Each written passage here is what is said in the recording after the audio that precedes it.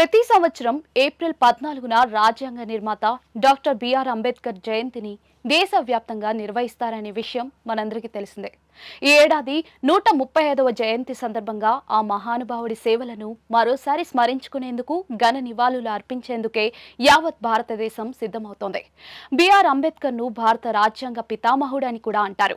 Ambedkar 1891 April 14న మధ్యప్రదేశ్లోని మోవులో ఒక దళిత మహర్ కుటుంబంలో జన్మించారు. స్వాతంత్ర్యం తరువాత దేశాన్ని సరైన దిశలో ముందుకు తీసుకెళ్లడంలో బిఆర్ అంబేద్కర్ కీలక పాత్ర పోషించారనేది జగమెరిగిన సత్యం. నేడు అంబేద్కర్ జయంతి సందర్భంగా ఆయన జీవితంలోని కొన్ని ముఖ్యమైన ఘట్టాలను తెలుసుకుందాం. 1947లో భారతదేశానికి స్వాతంత్ర్యం వచ్చిన తర్వాత బిఆర్ అంబేద్కర్ దేశానికి తొలి న్యాయమంత్రిగా బాధ్యతలు స్వీకరించారు. తన పదవీ కాలంలో సామాజిక ఆర్థిక సమస్యలను పరిష్కరించడానికి వివిధ చట్టాలు సంస్కరణలను రూపొందించడంలో కీలక పాత్ర పోషించారు. 1947 ఆగస్టు 29వ తేదీన రాజ్యాంగ పరిషత్ ముసాయిదా కమిటీకి అధ్యక్షునిగా డాక్టర్ బిఆర్ అంబేద్కర్ నియమితులయ్యారు. కొత్త రాజ్యాంగాన్ని రూపొందించే బాధ్యత ఈ కమిటీదే. అలాగే బిఆర్ అంబేద్కర్ మన దేశంలో కార్మిక చట్టాలకు సంబంధించి అనేక మార్పులు చేశారు.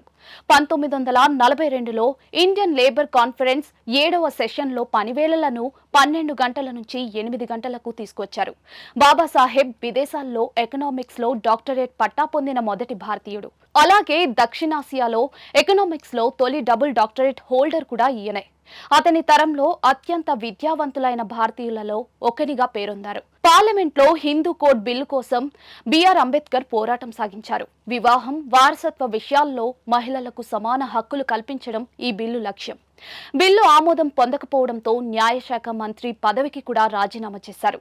కొలంబియా యూనివర్సిటీలో ఉన్న 3 ఏళ్లలో అంబేద్కర్ ఆర్థిక శాస్త్రంలో 29, చరిత్రలో 11, సోషియాలజీలో 6, ఫిలాసఫీలో 5, హ్యుమానిటీస్లో 4, పాలిటిక్స్లో 3, ఎలిమెంటరీ ఫ్రెంచ్, జర్మనీలలో ఒక్కొక్కటి చొప్పున కోర్సులు అభ్యసించారు. 1995లో అంబేద్కర్ రాసిన థాట్స్ ఆన్ లింగ్విస్టిక్ స్టేట్స్ పుస్తకంలో ఆయన మధ్యప్రదేశ్, బీహార్లను విభజించాలని సూచించారు. ఈ పుస్తకాన్ని రాసిన దాదాపుగా 45 సంవత్సరాల తర్వాత 2000 సంవత్సరంలో ఈ ప్రాంతాల విభజన జరిగింది. డాక్టర్ బాబాసాహెబ్ అంబేద్కర్ 64 సబ్జెక్టుల్లో మాస్టర్. హిందీ, పాళీ, సంస్కృతం, English, French, German, Marathi, Persian, Gujarati తదితర 9 భాషల్లో బిఆర్ అంబేద్కర్ కు మంచి పరిజ్ఞానం ఉంది. అంతేకాదు ఆయన సుమారుగా 21 సంవత్సరాల పాటు ప్రపంచంలోని అన్ని మతాలను తులనాత్మక అధ్యయనం కూడా చేశారు. 1923లో డాక్టర్ బిఆర్ అంబేద్కర్ బహిష్కృత హితకారిణి సభను స్థాపించారు. దీని లక్ష్యం మన దేశంలోని అణగారిన వర్గాల ప్రజలకు విద్య యొక్క ప్రాముఖ్యత గురించి అవగాహన కల్పించడం, వారి ఆర్థిక పరిస్థితిని పెంచడం.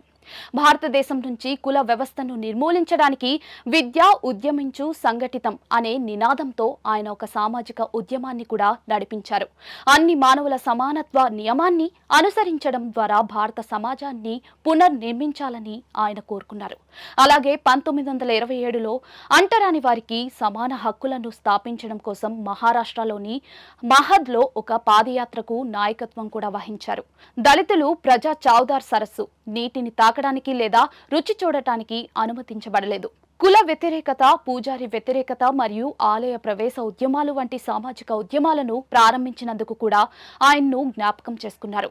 1930లో మహారాష్ట్రలోని నాసిక్లోని కాలారం ఆలయంలో ఆలయ ప్రవేశ ఉద్యమానికి నాయకత్వం వహించారు బిఆర్ అంబేద్కర్.